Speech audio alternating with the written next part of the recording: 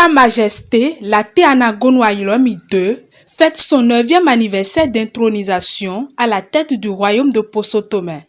Sous le rythme des musiques traditionnelles, la population de Poso-Tomé, le roi Laté ainsi que ses hôtes ont célébré avec faste cette fête, occasion pour le chef de la Cité des Eaux de faire le point sur son règne.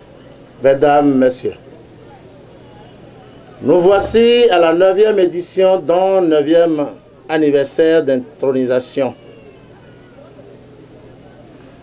C'est vrai, petits sommes-nous, mais la tâche qui nous a été confiée n'est pas des moindres. Elle est aussi lourde, nous en sommes conscients. Et nous vous avions promis, il y a 9 ans, de faire de notre mieux. Faire en sorte que les adeptes et les dignitaires de l'arrondissement de Poso-Tomé via la commune de Bopa soient heureux d'être adeptes, d'être initiés au vaudou, puisqu'avant nous, il y avait beaucoup d'humiliation dans ce monde.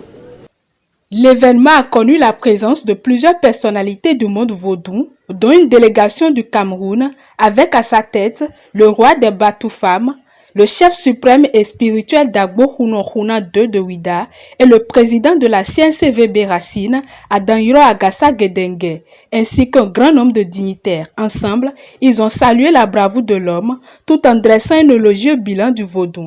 Le vaudou, c'est la fusion des catégories phénoménologiques qui ont engendré les 4 éléments fondamentaux sans lesquels il n'y a pas de vie sur Terre.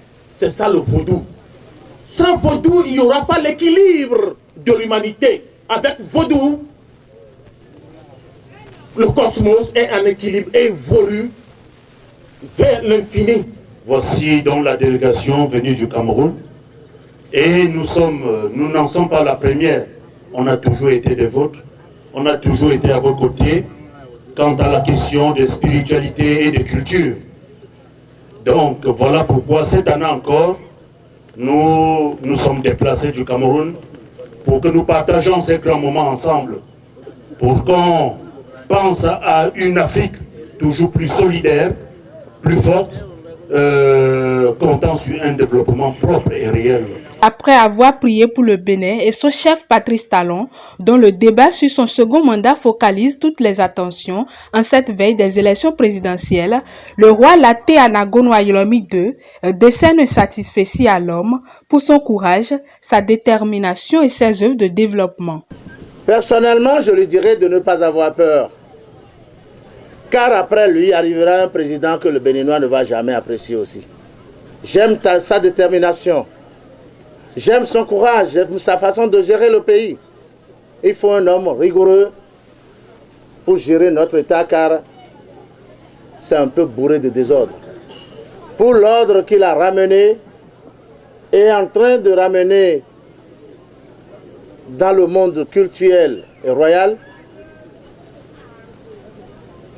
nous lui sommes et en serons reconnaissants davantage. C'est une justice qui est faite du fait que l'État a institutionnalisé une journée nationale pour le vaudou.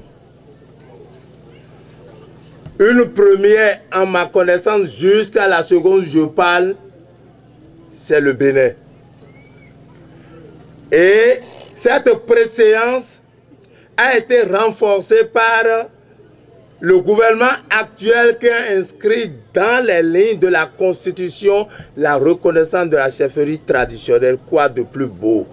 Nos félicitations, nos remerciements au président de la République pour lui dire que tel que ça se passe, tel que il entretient la promotion, la sauvegarde, la réhabilitation du vaudou, nous ne pouvons que lui souhaiter un autre mandat, un second mandat, et on verra encore. Rappelons que la cérémonie s'est déroulée dans le respect des gestes barrières pour la lutte contre le Covid-19.